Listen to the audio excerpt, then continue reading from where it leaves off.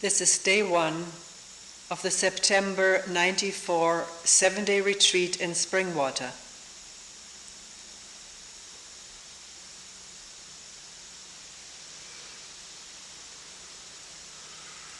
This first talk will be about listening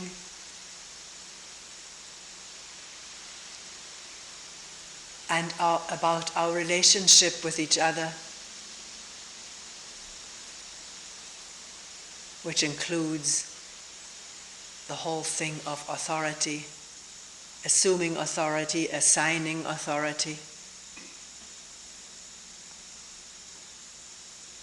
I'm well aware that this is the topic, or these are the topics of all day 1 talks that I've ever given.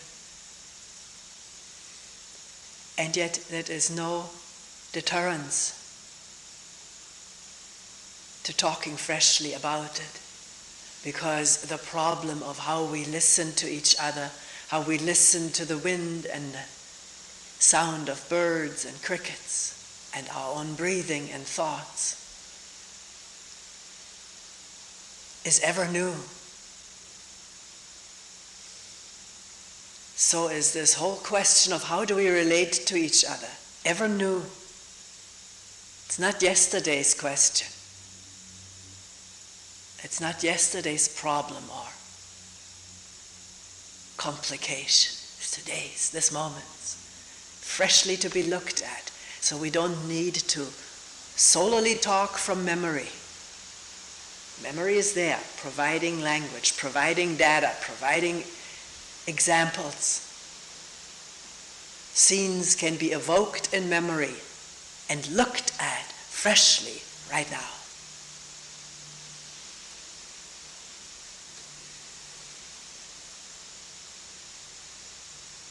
So the important thing is not the rattling off from memory, but the looking freshly at this moment plus what memory provides as information, as partial information. Information is never complete. It's never the whole thing. It is informing something with something that is fundamentally without form and not capturable in words and memory.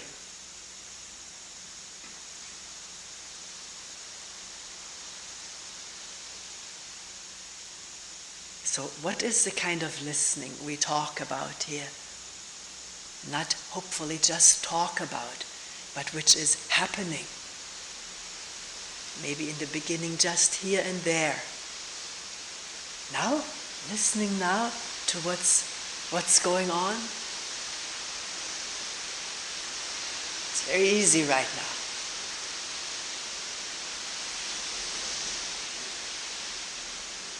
Sound of the wind, eaves of the house reverberating, maybe oneself reverberating with wind.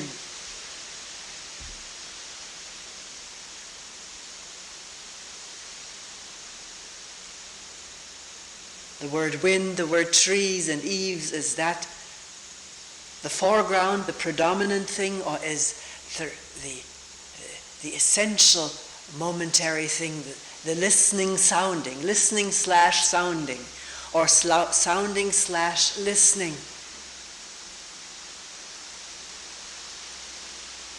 The words just coming up mechanically, habitually, to know what it is, to name it, to react to it, with memory.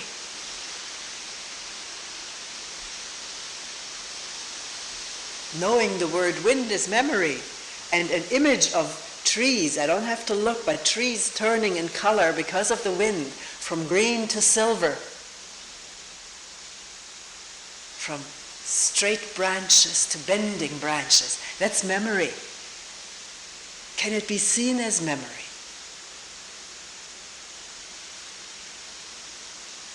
Not in order to get rid of memory or correct it, but to see what's happening, this moment of listening.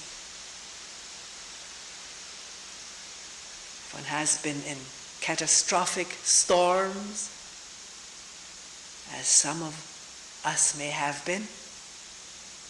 Does the sound of the wind conjure up the memory of a tornado, a hurricane, a firestorm? And maybe because of that, the uncomfortableness with it, produced by the memory, fear, outright fear. Heard that children who've been in a hurricane are always a little bit more concerned about the children in areas like Florida. How are they making out? They need psychologists. Psychologists come to talk with them, make them draw pictures and tell stories.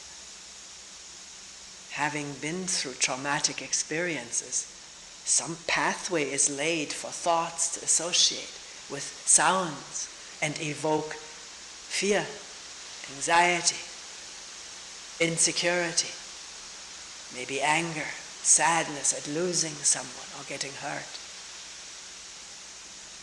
So, can this organism become open and transparent to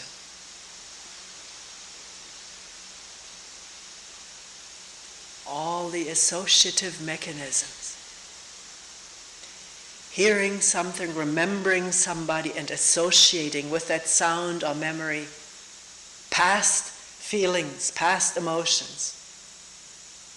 And if it's not clearly seen, they're taken for telling the truth for this moment, that there is something to be afraid of, that there's somebody to avoid, something to run away from, a person to turn away from or to avoid, because the memory says danger. Danger to get hurt, to get sad, to get angry. So, can there be a growing intelligence in this organism, body-mind? I never write it in 2 words anymore because it's impossible to separate it. Intelligence growing in this body-mind, that things may be taking away, talking away, emoting away right now, which have nothing to do with the truth of this moment, except that these memories are running and doing their thing organismically. But the fear that is aroused, or the anger, or the danger signals, the impulse to run away, may have nothing to do with this moment, but only with the memories evoked in this moment through association, laid down in neurological, electrical, chemical pathways throughout this organism.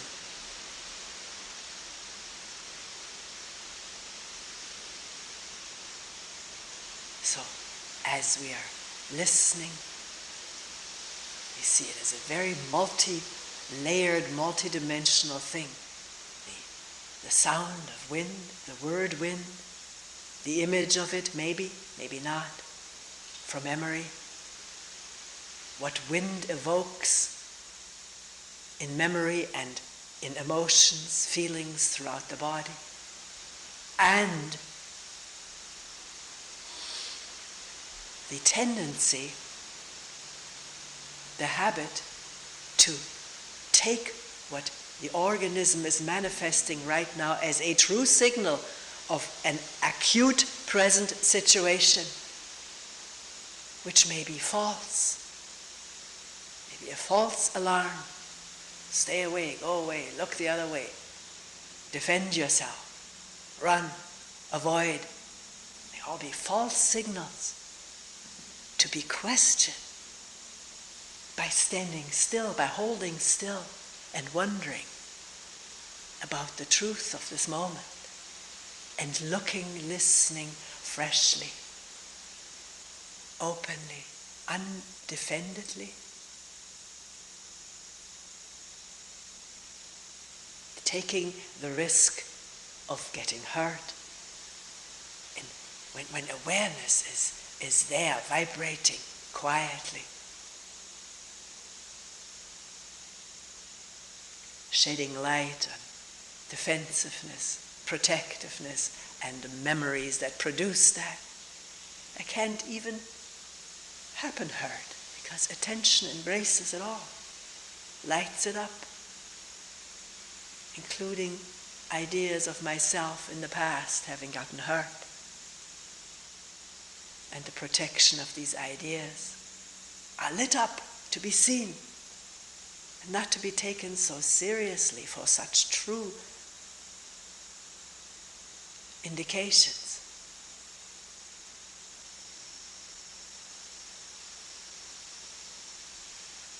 So, how freshly can there be this moment's listening to a deep breath,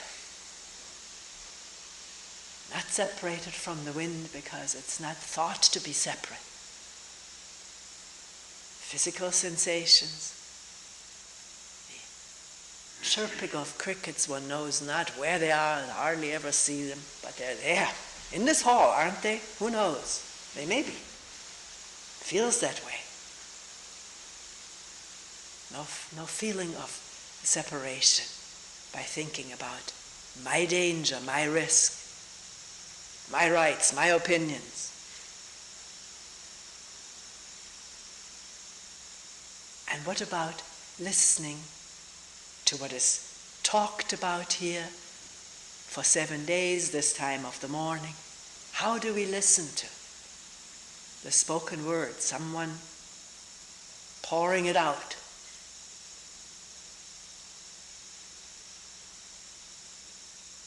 How do we listen? We've been trained to listen to parents, school teachers, college professors, lecturers, politicians. Either trained to swallow it all, absorb it all, fasten it in memory. The better the fastening, the better the grade, because I can repeat it in the exam. Or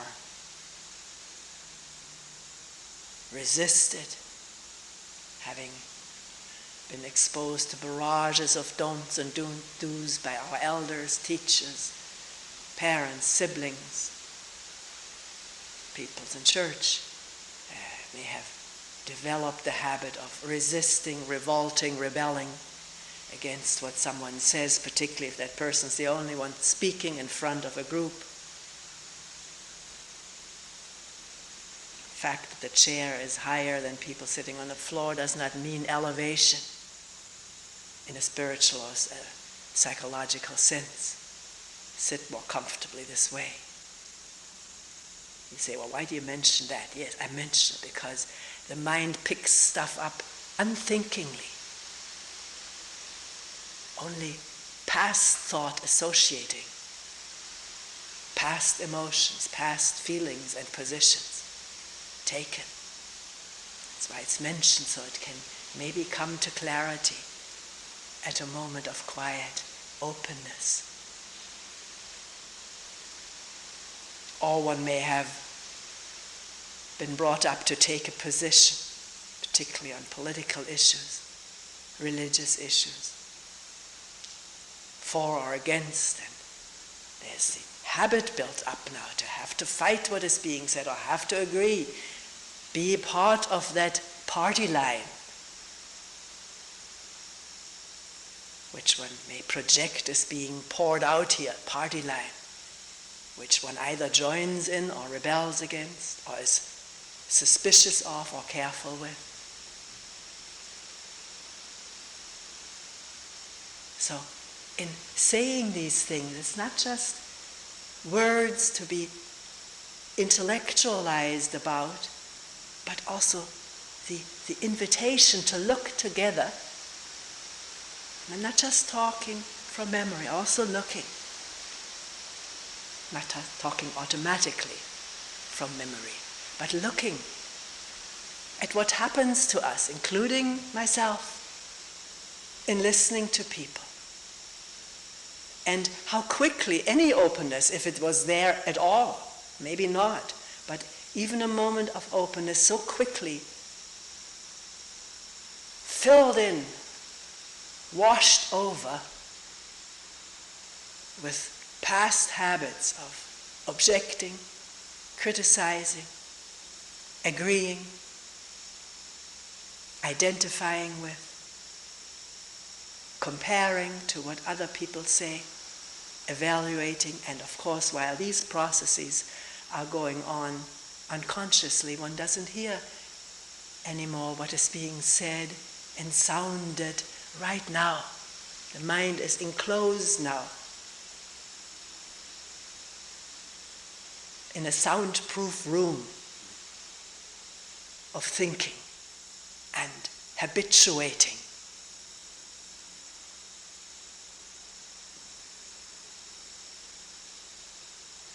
In isolation. So the terrific challenge to all of us here during retreat and back home is it possible to talk and listen less automatically, less drivenly from habit, and begin talking and listening more attentively, more openly, so that the level of talking and listening and thinking more and more coincides, goes together with, hand in hand, what is really happening, what one is really trying to convey. So the words don't run away from the machine, from the tape machine, but come out of a moment of deliberately looking openly and allowing words to come to express it. Tentatively. May not be the best way to express it. That's what we have meetings for, individual meetings, group meetings, to check back. What did you mean when you said? Last retreat, a person said there are all kinds of words being used here by you and by retreatants. The word image, there were two other words that I forget. What do you mean by them? I have no association with them in the way you seem to. It's good to ask this. And then to watch, not just to rattle forth like a dictionary of what is remembered about image, but to look. Do I have an image of myself right now? An image of you? And to sort of not just explain it, but show it from looking oneself, and also maybe making it possible for the other person to see in herself or himself the images of the past and the images that are constantly being freshly produced. Find ourselves in a new situation and a new image pops up about myself. Maybe tinted with old imagery. I'm no good at new situations. I'm shy. The others are an in-group, or I'm being kept out, or whatever all comes up. They don't like me.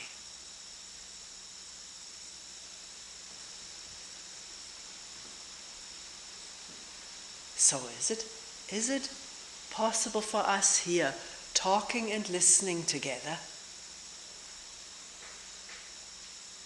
and not just listening in the old-fashioned way of remembering and storing on merely the intellectual level, but to allow what is said sort of to sink in for direct observation,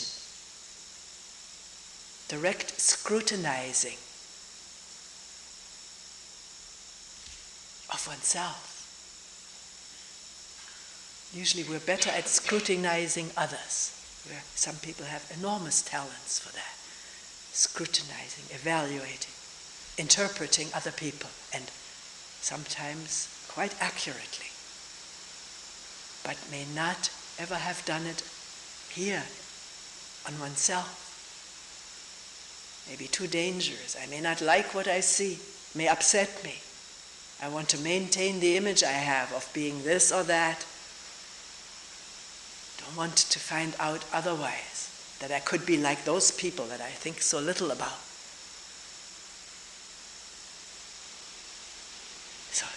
here in this protected environment.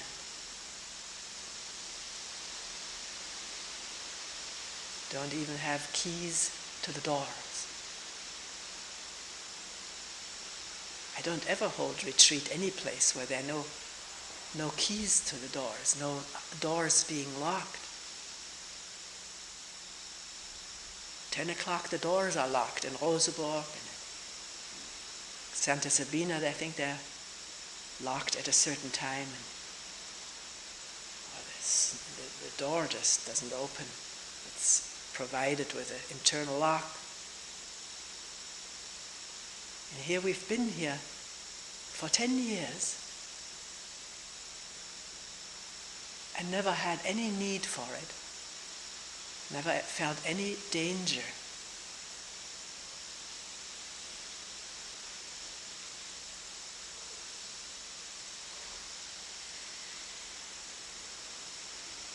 There's more safety than that of not needing to lock the doors. We're all, in one way or another, together in this work of finding out about ourselves and each other. By listening foremost to ourselves, even during these talks. Don't listen so much to me, listen to yourself, what the reactions are. The urges that come up, the emotions that are tapped, the imagery that is evoked, not in order to condemn it or be rid of it or control it, but to bring it to light. That's enough. That's enough to see clearly one moment's vast happenings and see it freely, not with any urge to interfere, to interpret, to conquer. Maybe if you're here for the first time, you have the idea that we're here to conquer our egos, to overcome them, to control them. We're looking at all of those compulsions. Also finding out that they lead nowhere except more strengthening of ego in one aspect: the controller, the conqueror, the doer. The interferer becomes strengthened by these injunctions. Capture it, conquer it, get rid of it. Which is that seemingly everlasting division between the idea of me as something and mine, what I have to do something with. Hate, love, control.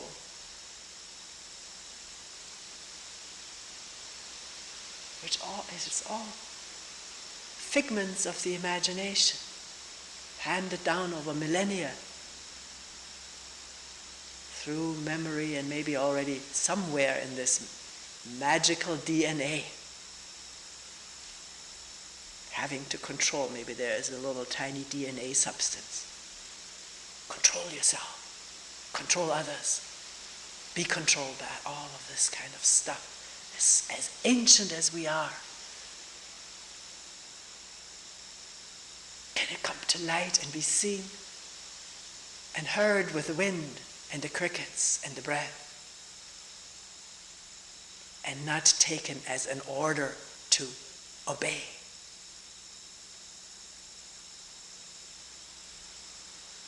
Seeing is not obeying or resisting. It is a totally different way of being. Awareness, we've often said, has its intrinsic wisdom, is inseparable from wisdom. True awareness is wise because it sees what is false and illusion and what is so actually true.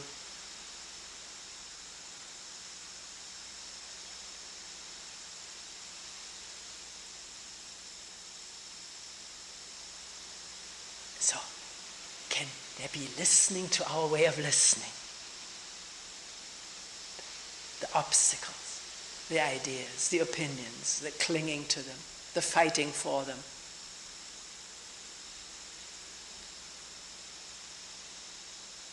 Or the compulsion to be good and learn to parrot it,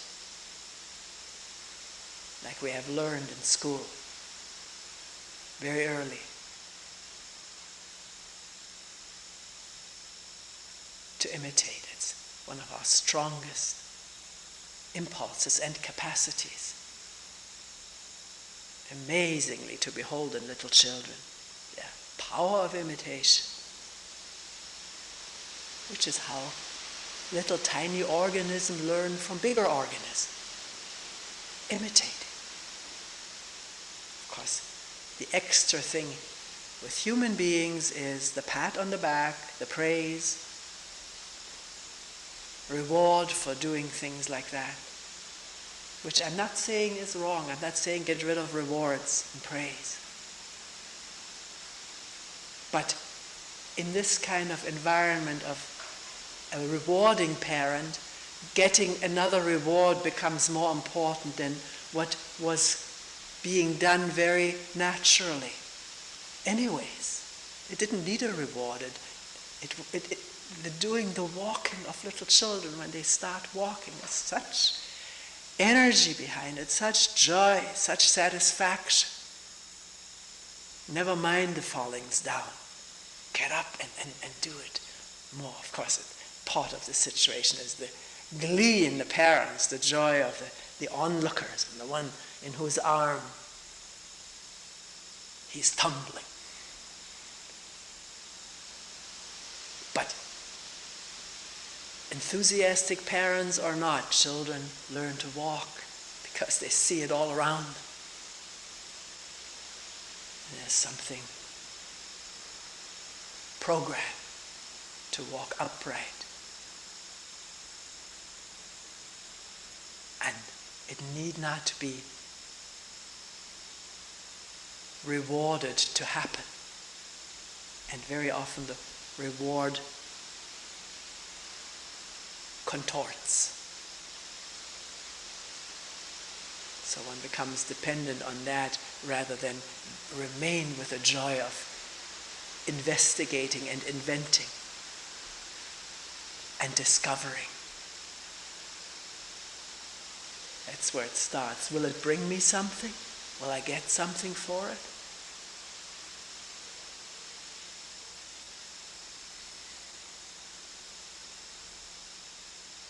So can we listen to each other? Here, it's Toni speaking. In group meeting, it's many people talking. Listen to each other. Interested in what the person has to say. Noticing how quickly one's position comes up, which one may only wait for a moment to get it in there. Say one's own point of view. To notice that pressure. And in noticing it, the pressure may let up again. And with a letting up of pressure, there is more listening energy to hear what someone has to say and to really want to understand it. What do you mean by that, one may say? I haven't quite understood. Or is this what you mean? And saying it in one's own words. To show, yes, we're on the same wavelength. We understand. And now let's investigate what you're asking.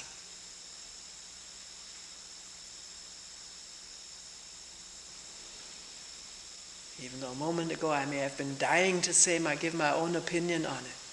But I've noticed that. And I've noticed at that moment of trying to formulate it already, what I'm going to say, I haven't listened to what the person, he's still talking.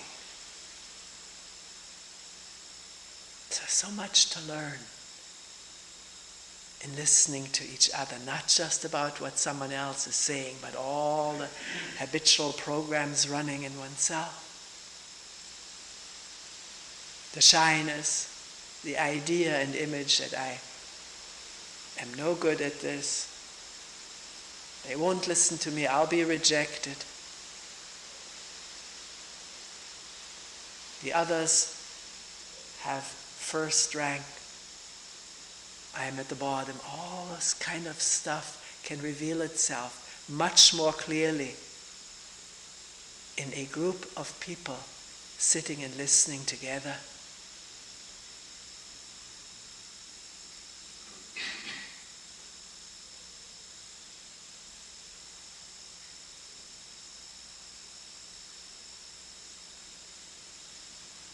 Sometimes people have said, we listen differently to you, Toni, than we listen to other people in the group. That's something that we're coming to right now. Does one have an image of the person who's talking? Not just an image of Toni, but an image of this person. One has already seen him or her first evening of retreat, and one has formed an opinion. Maybe not talk to the person, but the way he looks, or the way she dresses, combs her hair, or holds her posture, or his opinions and imagery has already established itself in the brain. And now the person is sitting in the group, and if there's not attention given to this process, a real deep awareness of this image that's lodged there and is already sort of dictating how to think about the person and what to say or not to say, whether to listen or not to listen. If that doesn't come into awareness, it operates on autopilot.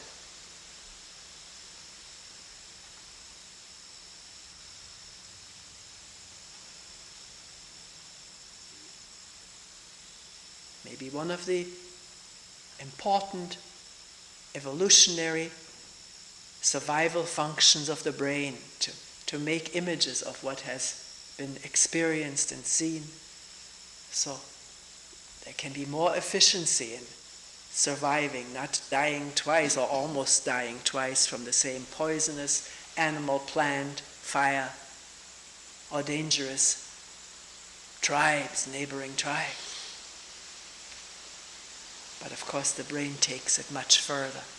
Image making is a real excretion, building and building and foaming it up.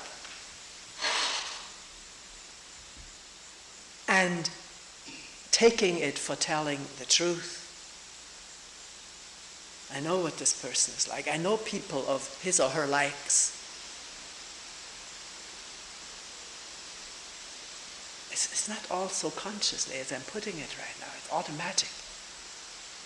I don't need to listen to what he or she says.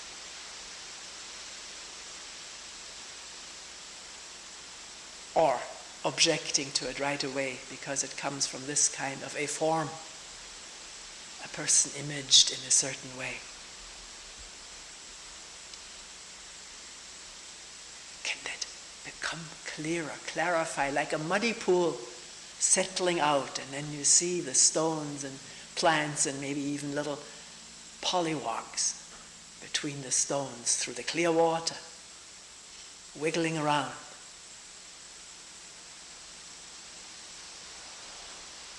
Not by stirring the pool, but by leaving it alone. It settles out on its own. The mind will calm down, slow down, and maybe even clarify on its own when left alone and just bathed in attention.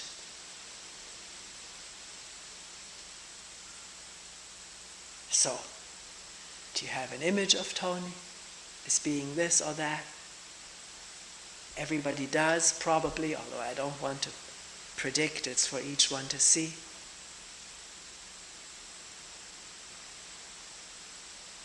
What I am, what I constitute, represent. Just check it. I don't have to improvise on it. And does that image function right now in listening? Later on, and seeing this person or any other one walk by, image popping up about her and not him.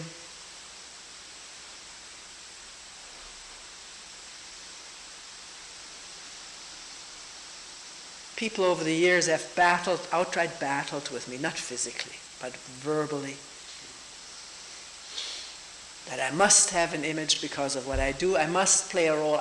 You are playing a role. Don't deny it, and things like this. But why is it so inconceivable that someone just talks and listens to wind and feels the sunlight on the eyelids without needing to think about oneself? It's a bother at this moment to have to think of how do I look to others, or how am I. That takes away from wind and sun and words and looking at this whole process of image making. Don't have to believe it, but I'm saying, I think, quite truthfully, that it does not need imagery, self-imagery, role-playing, to be talking and to be listening. Actually, the talking and listening is at its apex when there's no image. No need to jump out of this state of listening, talking, looking, feeling, to thinking about it. It's another process which drains energy. Because you could say you're in some way thinking about it because you're talking about it. Well, that kind of thinking about it does not jump away. The words come to express what is looked at, but to now think, how am I presenting this? Am I looking good to people? Or do they listen to me? Or whatever goes with, I don't know, what do you think goes with it? I don't have this image. I don't feel as your elder either, or your mother. Sometimes this is said to me. You're a mother to these people. Nothing is further from my feelings than being mother to you. As a matter of fact, I feel I'm the youngest. Really.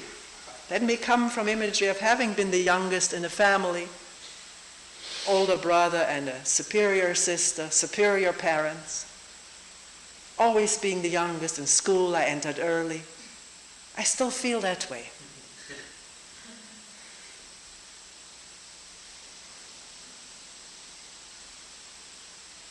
I feel very respectful of everyone here and who I meet. I'm not thinking, well, I've got it over you, I'm older, I'm wiser, all of this kind of stuff. Don't think in those terms. Believe it or not, you don't have to believe it.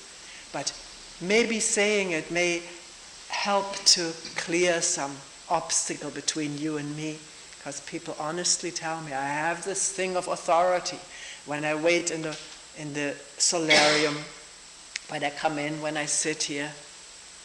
I can see it popping up and doing its mischief, this image of authority.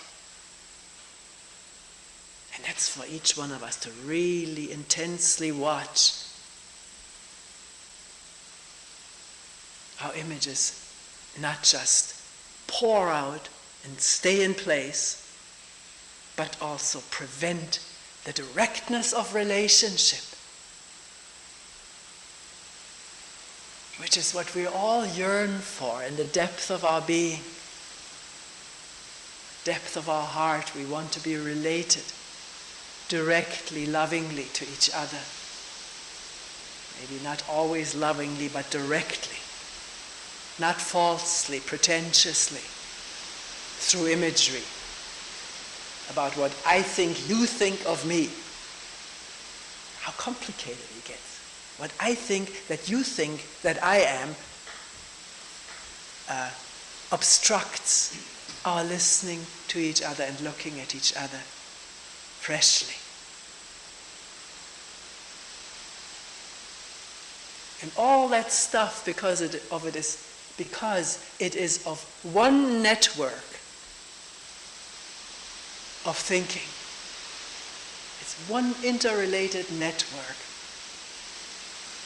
All of that thinking can be in abeyance in listening to wind and words freshly, now, without images. Or the images of a tree or a person sitting here are not obstructing.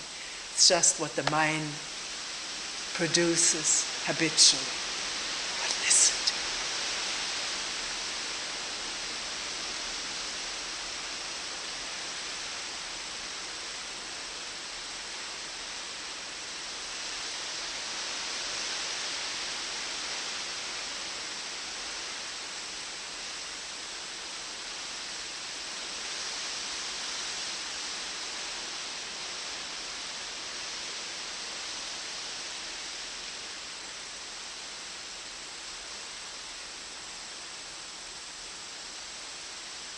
So seeing, maybe having seen right now or seeing right now the power of imagery about each other to obstruct what we yearn for most, the immediacy of being in relationship.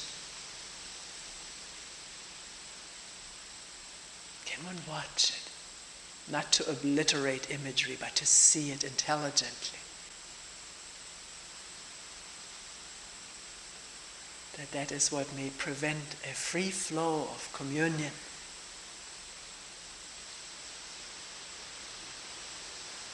Between you and me, you are of the same make, of the same make-up, physiologically, atomistically, psychologically, differences, and yet all of us a psychological make-up.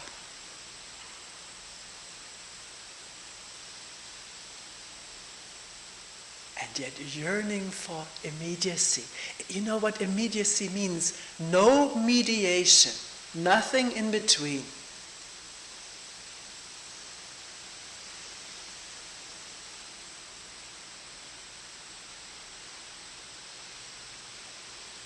And this is what this work is all about. It is not primarily about exploring our varying personalities, even though that comes into the picture. But on that level, we'll never quite reach agreement, because we all can be neatly encapsulated in our own psychological private world of our own unique experiences and memories and thoughts, projections. We all can be totally isolated in that, or seemingly so. So, on that basis, they are always in groups and out groups. My kind and not my kind. And those kinds change too. So I may find out that you're not my kind after what you said or did. I'll join another kind. But then there is I don't want to call it level, a dimension on which there is relationship which is, how shall I say, unconditionally the same for all of us. There's no in-group, no out-group in that dimension. None. Impossible. That's it. This dimension of our true being with personality and idiosyncrasies. Yes, they're there, they're path worked into this organism, but they can be in abeyance. The energy being here now with the crickets and wind, crows and all of us.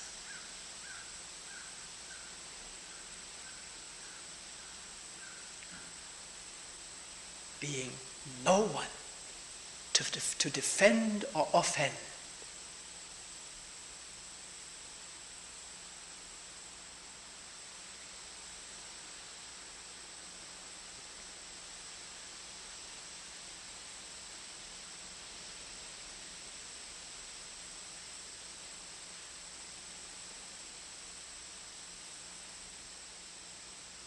If we can communicate on that level, in that dimension, there's no danger to the size of the group.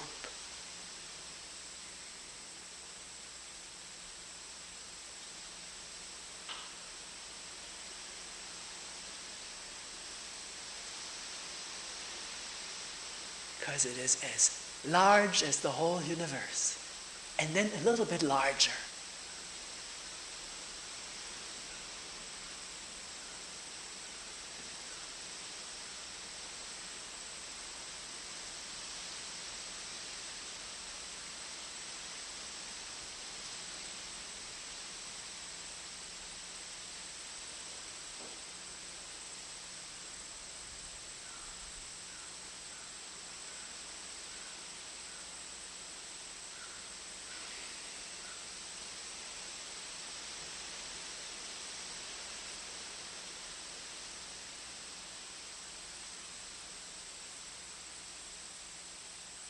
If you want a word for that kind of relationship, with its immediacy, no mediation. Can the word be love?